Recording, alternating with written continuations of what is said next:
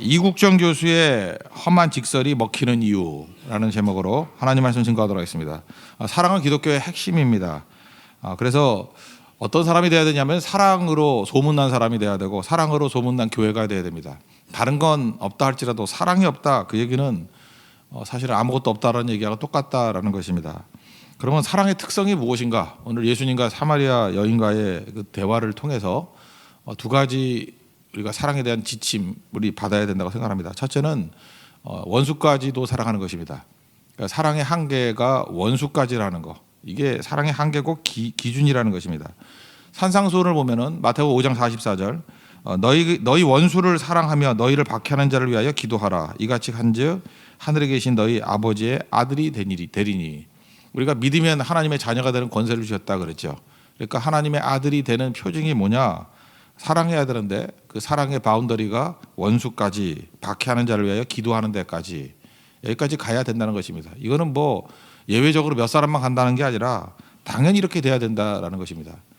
역사적인 배경은 뭐 다 알기 때문에 간단히 얘기를 하면 사마리아 사람과 유대인들은 원수지간이죠. 그래서 여기 보니까 상종하지도 않았다 이렇게 얘기를 합니다. 근데 예수님은 항상 갈릴리에서 예루살렘 내려갈 때도 사마리아를 통과하셨고, 이번만이 아니에요. 여러 번 그랬어요. 계속 그러셨고, 또 유대에서 사마리아를 통과해서 갈릴리로 가시는 일, 지금 오늘 상황이 그런 상황입니다. 그때 사마리아 여인을 만났다는 것입니다. 9절 보니까 물 달라 그랬더니 유대인이 사마리아인과 상종하지 아니함이러라. 왜 물 달라 그러느냐? 그러니까 상황을 아시겠죠. 예수님은 그 한계를 뛰어넘는 분이라는 것입니다. 사랑할 만한 사람을 사랑하는 것은 사랑이 아니죠. 세상 사람 누구나 다 할 수 있는 것입니다. 부모님 사랑하고 뭐 자식 사랑하고 뭐 친구 사랑하고 이거 안 하는 사람이 어디 있어요? 그거 안 하면 짐승이죠. 그런 거를 뭐 사랑이다 이렇게 얘기할 것도 없다는 것입니다. 근데 사랑할 수 없는 사람을 사랑할 수 있는 것, 그게 하나님 자녀의 특성이라는 것입니다. 왜? 하나님께서 함께 하시고 능력을 주시기 때문에. 추상적인 얘기 말고요. 한번 상상을 해보십시오. 경제적으로 손실을 입힌 사람, 말이 어렵습니까? 돈 떼먹고 도망간 사람, 그죠? 뭐 예를 들어서 몇 억씩 떼먹고 도망간 사람, 그것 때문에 집안이 휘청했어요. 그것 때문에 뭐 어떻게 보면 아픈 사람 병원비도 못 나가지고 얘네 같으면 죽는 경우도 있었고요. 자식 대학 보내야 되는데 그 사건 때문에 대학 가는 것도 포기했던, 그러니까 어떤 사람의 운명을 막 바꾼 것들이 있지요. 그런 사람을 원수라 그러지 않습니까? 거기를 용서할 수 있느냐, 거기까지도 사랑할 수 있느냐, 그러라는 거예요. 이게 뭐 인간의 힘으로 되는 게 아니겠죠. 가슴 속에 깊은 상처를 남긴 사람, 뭐 이거는 뭐 해코지하고 도망친 사람, 뭐 이런 사람도 있겠죠. 그걸 또 용서하고 사랑하렵니다. 비호감인 사람, 우리 뭐 그런 사람도 뭐 좋아하는 사람끼리 유유상종하지 않습니까? 근데 그런 사람 안 된다라는 거예요. 비호감인 사람까지도 사랑해야 되고, 관심 갖기 싫은 사람, 또 내 허물을 들춰내 가지고 망신을 주는 사람, 얼마나 분노하겠습니까? 요즘 같으면 뭐 인터넷 시대니까 뭐 악플 무지하게 단 사람, 뭐 비난한 사람, 뭐 이런 사람들, 거기까지 사랑해야 된다고 얘기를 합니다.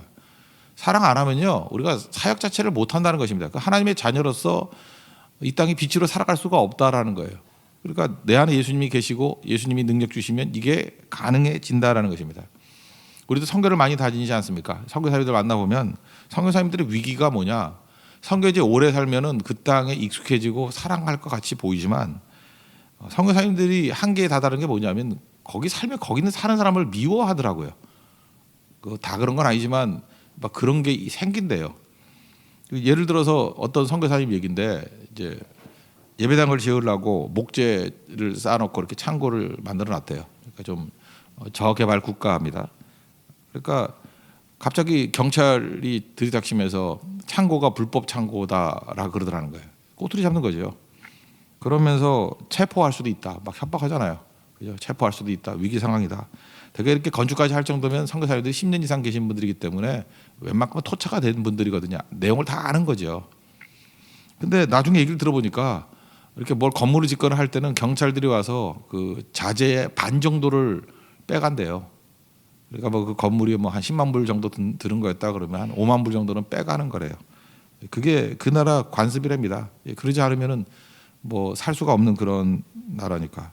그래서 아는 분들이, 거기 사업하시는 분들이 뭐 도와줘가지고, 교민들이요, 또 협상을 또 그런 분들이 잘 하잖아요. 협상을 잘해서 US 달러 10,000불로 해결하기를. 근데 선교사님이 이게 납득이 안 되는 거예요. 이거 부정 아니에요, 그죠? 10,000불로 해결한다는 게 말이 되느냐? 그래서 안 하겠다고 버티니까 또 누가 와가지고 또 협상을 또 잘했는 거야. 3,000불로. 이제 선교사님도 이제 마음이 약해진 거예요. 3,000불 이거 뭐 이 나라니까 안 될 수 없다. 이거 뭐 부정이라는 게보다는 뭐 교회 건축을 하려면은 할 수가 없는 거다. 이렇게 생각을 해서 고민하다가 어렵게 3,000불을 마련해 가지고 주려고 경찰서장한테 전화를 걸었답니다. 그랬더니 전화 연결음이 복음성가더라는 거예요. 이분이 진짜 충격을 받았대요. 그 나라 예수 믿는 사람 많은 나라가 아닌데, 그러니까 굉장히 소수가 믿는 중에 그 경찰서장이 예수를 믿는 사람이었던 것 같아요. 한 1, 2% 정도도 안 되는 나라인데, 그러니까 교회 가면 그분이 뭐 집사일 수도 있고 장로일 수도 있고 또 복음의 선도에 서는 사람일 수도 있고, 자기가 사실 그런 사람들 복음화 시키기 위해서 간 거 아닙니까? 근데 믿었다는 거예요. 어느 교회인지 뭐죠. 믿고 잘 섬겼던 사람이겠죠. 그러니까 뭐 어떤 나라 얘기는 안 하겠지만, 하여튼 그 상황에서는 사실 이렇게 복음성가를 연결음으로 하기에는 쉬운 나라가 아닌데, 그걸 할 정도면은 믿는다는 거 드러내는 거 아니에요. 근데 그런 사람이 이런 일에 앞장서고 있다라는 거에 대해서 힘이 맥이 다 풀리더라는 거예요. 도대체 내가 여기 와서 하는 일이 뭔가, 그렇더라는 거예요. 그러다 보니까 이제 미움이 생기더래요. 미움이. 우리 또 어떤 우리가 같이 협력하는 선교사님도 이렇게 지내보면 그렇게 사람이 속인대요. 그리고 우리가 갈 때마다 선교사님 돕는 스텝들이 잠깐 바뀌어요. 그래서 지난번에 있었던 그 잘생긴 스텝 어디 갔습니까? 그랬더니 돈 또 뭐 얼마 해먹고 도망쳤대. 또 누가 사기를 쳐가지고 또 더 안 된다 그러고. 그러니까 이 사람 바뀌는 게 뭘 배신해서 바뀌는 게 아니라 이게 부정행위로 인해서 더 동역이 안 되는 그런 일들. 저희 이제 사형계를 오래 하다 보니까 자꾸만 이렇게 옮겨가는 거예요. 그러니까 이게 화가 나는 거예요. 누굴 믿겠냐는 거예요. 누구를. 선교하고 이렇게 믿음 좋다고 변화됐다고 하던 사람조차도 이렇게 되니까 나중엔 그러더라고요. 이 나라의 민족성이 이런 거 같다고. 그러니까 미움이 있는 거죠. 저는 이렇게 생각합니다. 미움이 생기는 그 순간부터 선교는 더 안 된다고 생각해요. 그럼에도 불구하고 사랑하지 않으면 선교뿐만 아니라 우리 그리스도인의 일상생활이 불가능하다는 것입니다. 우리나라 사람들 한번 생각을 해봤어요. 최근에 나온 책이 있죠. 게일 선교사, 제임스 게일 선교사가 썼던 조선 그 마지막 10년의 기록. 다시 한번 쭉 읽어봤더니 우리나라도 당시에 캐나다 사람, 뭐 미국 사람이 와서 볼 때는 이게 말도 안 되는 나라더라는 거예요. 제일 웃겼던 게 밥을 엄청 먹더라는 거예요. 보통 사람 5배를 먹더래요. 밥이 이렇게 수북이. 저도 어렸을 때 기억나요. 우리 한국이 대식국인 거 아십니까? 엄청 먹어요. 우리나라 사람들. 외국인에 비해서 먹는 양이 많은 거예요. 그래서 반반이 먹는다로 유명해졌고, 또 하나는 엄청 냄새가 난대요.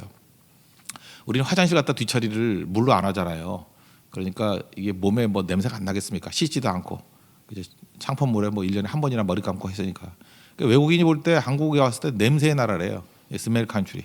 아주 이게 엄청난 냄새가 나는, 그걸 참고 우리하고 선교한 거예요. 그죠?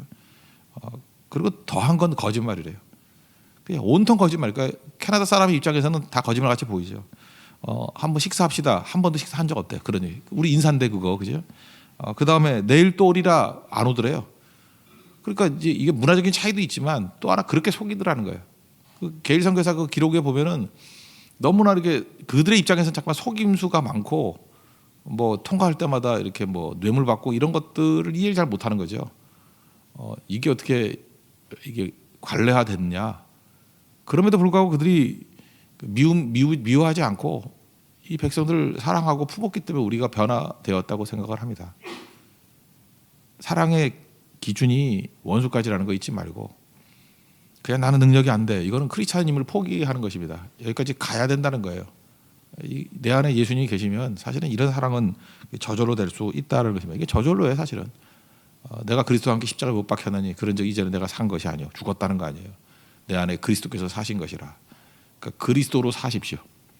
무조건이에요. 나로 살면 안 돼요. 나는 죽고 그리스도로 살아야 돼요. 예수로 살아야 돼요. 오늘도 뭐 당장 적용해야 된다고 생각을 합니다. 내가 지금 원수라고 생각하고 상종도 하기 싫은 사람들, 그게 지금 미워하고 있는 거거든요. 그렇다 그러면 내가 병든 겁니다. 거기까지 가야 그게 비치고, 거기까지 가야 그게 능력이 될 수 있다는 것입니다. 두 번째 적용은 우리가 말씀을 증거하고 복음을 증거하지 않습니까? 지금 사마리 여인에게 예수님도 복음 증거하고 있는 거 아니에요. 그죠? 여기 생수 얘기도 하고 예배 드리는 얘기도 하고, 선지자입니다 그럴 때 이제 메시아가 올 겁니다. 내가 메시아다 그러고, 복음의 내용들이 다 들어가 있어요 여기에. 그런데 복음 자체의 증거를 할 때 우리가 뭐 전도를 열심히 하니까 복음 증거할 때 복음 자체는 배타성이 있죠. 복음 자체 배타성이 있다는 게 뭐예요? 예수만 구원이 있다는 거고 우리가 다른 이름 없나니 구원을 얻을 만한 다른 이름을 우리에게 주신 일이 없다. 예수 외에는 없다 그거 아니에요. 교회 외에는 구원받을 다른 장소가 없다 그 얘기 아닙니까? 그러니까 듣는 사람 입장에서 배타적인 거잖아요. 배타적이니까 원래 배타적이라면 나만 잘났다 그거 아닙니까? 그러면 사람들이 반대하게 돼 있죠. 그래서 복음을 싫어하고 복음을 핍박하는 이유 중에 하나가 뭐냐면은 배타성이에요. 이거를 죽여가지고 종교 다원주의를 해서 너도 좋고 나도 좋고 뭐 그런 식으로 접근하면은 배타성이 줄어들겠지만 복음이 아니죠 그거는. 그래서 복음의 성격상 복음은 배타적일 수밖에 없다라는 것입니다. 그래서 복음만 들고 나가가지고 이게 진리기 때문에 이것만 외친다 그러면 절대로 복음 증거 되지 않습니다. 복음 자체에 배타성이 있기 때문에 복음 플러스 반드시 사랑이 있어야 돼요. 사랑이 뭐냐? 원수도 사랑하는 사랑을 보여주면은 미워할 수 없습니다. 그러니까 우리 그리스도인들이 이래요. 초대교회 잘 보세요. 복음을 증거할 때 미운 거예요. 자기들만 구원이 있대. 근데 사는 모습과 희생하는 모습을 보니까 도저히 미워할 수가 없는 거예요. 그래서 복음은 사랑으로 포장이 되어 있어야 돼요.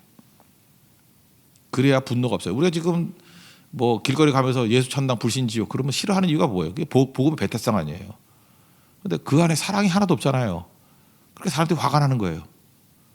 그래서 화만 돋구고 가는 거를 그걸 전도를 잘한다. 물론 뭐 그런 사람도 있어야겠지만 그게 다다라고 얘기하면 문제가 있겠죠.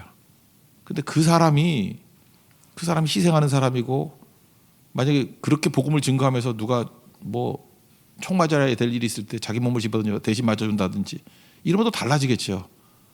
그렇잖아요. 그 희생과 사랑 때문에 그의 복음의 배타성이 분노하는 모습에서 녹아들이게 된다라는 것입니다.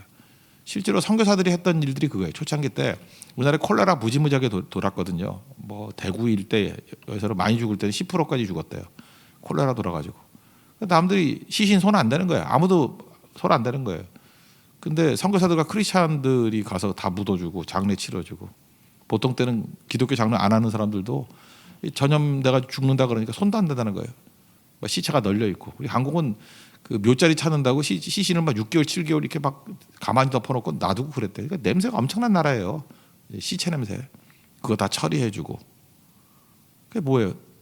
자기들도 하기 싫어하는 것들을 하고 희생하는 모습에 복음의 배타성이 이 저항감이 사라지게 되더라는 것입니다.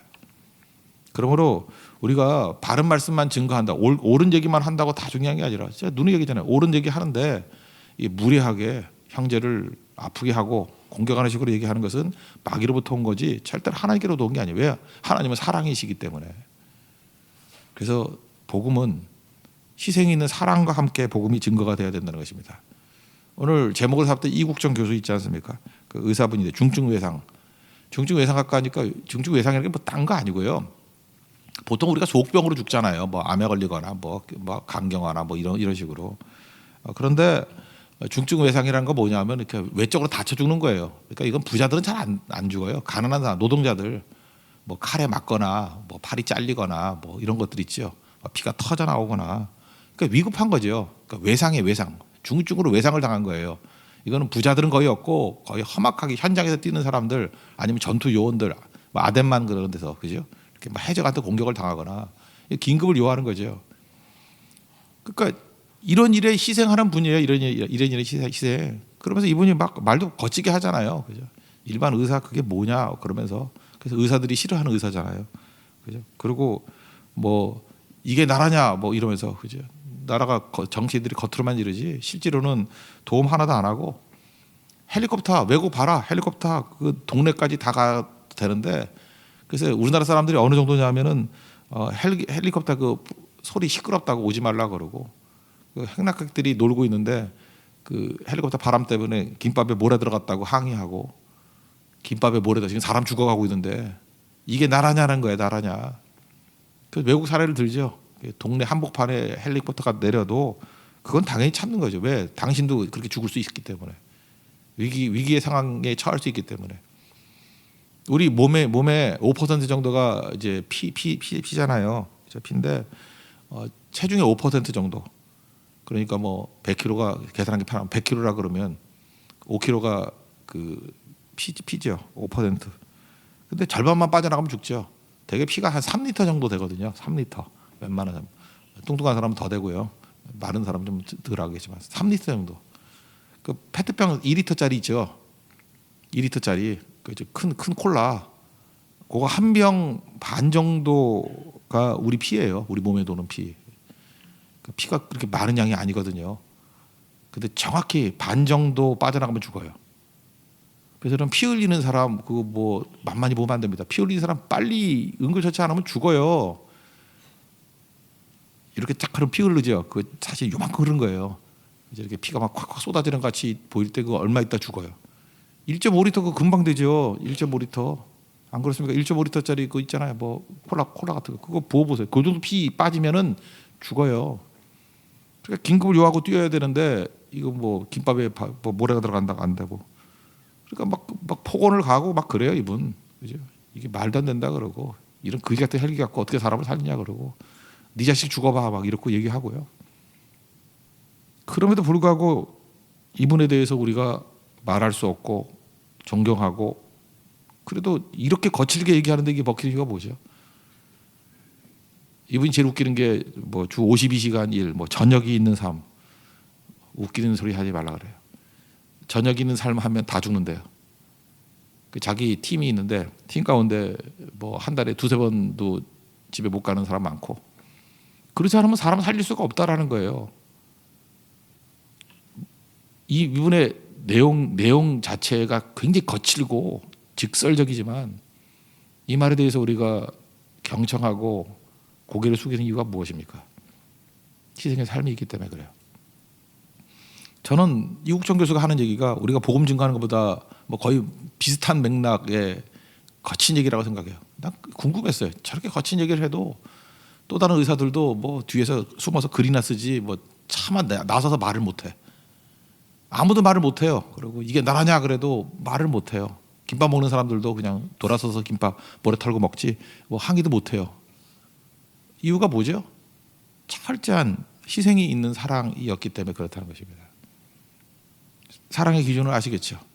넓이와 깊이. 넓이는 원수까지. 깊이는 우리가 복음을 증거한다고 자신만만해서는 안 된다는 거예요. 그 복음이 사랑으로 감싸졌을 때 여기까지 간다라는 것입니다. 사랑은 그 사람의 아픔을 아는 거예요. 아픔을 아는 거. 그 랍비 켄가이어 책에 보면 나오는 랍비하고 뭐 이렇게 얘기를 하다 밑에 있는 제자가 랍비 뭐 사랑합니다 뭐 그렇게 표현했다는 거예요. 네가 나를 사랑하지 내가 어떻게 아냐? 그러면서 이제 질문하는 거예요. 너 내가 뭐 때문에 아파하는지 아니? 내 아픔을 아니? 그랬더니 그 제자가 그러는 거예요. 제가 선생님의 그 아픔이 뭔지 어떻게 알겠습니까? 너 함부로 사랑한다 그러냐? 그 대화의 핵심이 뭐냐면 사랑합니다 이거는 그 사람의 아픔을 아는 거라고요. 아픔 모르잖아요. 예수님께서는 지금 이 여인 사랑한 거죠. 아픔을 다 알잖아요. 그죠? 사마리아 차별, 뭐 남편 문제 다 알고 있잖아요. 여자가 왜 깨졌어요? 내 아픔을 아시네요. 그죠? 그리고 회복의 길을 열어주고 이게 사랑이거든요. 하나님께서 사랑을 우리에게 이미 주셨습니다. 타락 이전에 우리 안에 사랑이 있기 때문에 사랑을 뭐 제로 상태이니까 하나님이 다 부어주는 게 아니라 이미 우리 안에 사랑이 있어요. 우리 예수님 말씀 가운데 몇 번 용서해야 됩니까? 그랬더니 당신은 3번이었어요. 베드로가 잘한 척하면서 당시 관례가 3번이니까 이는 좀 많이 한다고 7번 용서하면 되겠습니까? 2배보다 하나 더 많으니까 3번 용서해야 된다 그러는데 7번. 그러니까 나 굉장히 관대한 사람이라는 거예요. 예수님께서 그거 아니고 70번씩 7번 그렇게 뭐 거의 무한대란 얘기죠. 490번이 아니고. 우리 그렇게 할 수 있습니까? 없습니까? 할 수 있습니다. 누구에게 그렇게 하죠? 자녀들에게 그렇게 해요. 자녀들 몇 번 용서해야지 키우죠? 자녀들 한 20살까지 키우려고 그러면 몇 번 용서해야 되죠? 무한대 용서해요. 저 같은 사람도 했어요 그거. 무한대 용서. 아빠 닮았다고 막 신경질 냈을 때도 용서했어요. 이게 무한대 용서죠. 이게 말이 돼요 말이? 그렇다고 제가 용돈 끊어주는 것도 아니고 밥도 같이 먹고 너하고 상종도 안 해. 이 왼수야. 그러지도 않고 그냥 속에서 외상이 아니라 중증 내상이죠. 내상을 입었음에도 불구하고 참고 무한대 용서에 무한대 용서. 여러분 자녀들 몇 번 용서했습니까? 사실은 그 센 부모가 없어요. 몇 번 용서했는지 기억도 못해요. 왜? 기억하고 싶지도 않아. 우리가 세는 이유가 뭐죠? 별을 나고 세는 거지 그럴 마음조차 없어. 자녀 용서 몇 번 했는지 세는 부모 없어요. 세지 않는다는 건 얘기 뭐예요? 무한대로 용서한다. 무한대로. 계산하기도 귀찮은 거예요. 우리 안에 그게 있어요. 이미 그러고 살아요. 그러니까 간단하죠. 우리 주변에 있는 사람들을 사랑할 수 있는 방법이 뭘까요? 가족같이 생각하면 되는 거예요. 가족같이 느껴지면 되는 거예요. 가족이라 그러니까 좀 그러네. 자녀같이 느껴지면 되는 거예요. 사역을 하면서 이제 저도 나이가 들어서 그런지 모르지만 이렇게 학생들, 젊은이들 보면은 아 이게 내 아들이구나, 내 딸이구나, 진짜 그렇게 생각하고 뛰면은 무한대까지 가더라고요. 그죠? 아 이분들이 내 어머니구나, 우리 아버지구나. 그죠? 그럼 무한대로 가는 거예요. 가족같이. 그래서 가족인 거예요. 가족. 우린 예수 안에서 한 가족이라고. 그래서 초대교회가 부르기를 형제, 자매 이렇게 부른 거잖아요. 우리 교회에서 형제님 그러잖아요. 자매님 그러잖아요. 가족이란 뜻이에요. 가족. 친구만이 아니라 가족. 그럼 이렇게 된다고요. 딥앤와이드. 그 깊이는 어디까지예요? 가족의 깊이까지. 가족보다도 거의 자녀에 대한 깊이까지 무한대죠. 그리고 넓이는 원수까지. 이게 교회입니다. 하나님 앞에서 나로 살지 말고 그리스도로 살면 이게 가는 것입니다. 오늘도 그리스도의 사랑으로 우리의 모든 문제를 풀어나갈 수 있는 우리 하나님의 거룩한 백성 되기를 축원합니다. 자리에서 일어나겠습니다. 212장 찬송하겠습니다.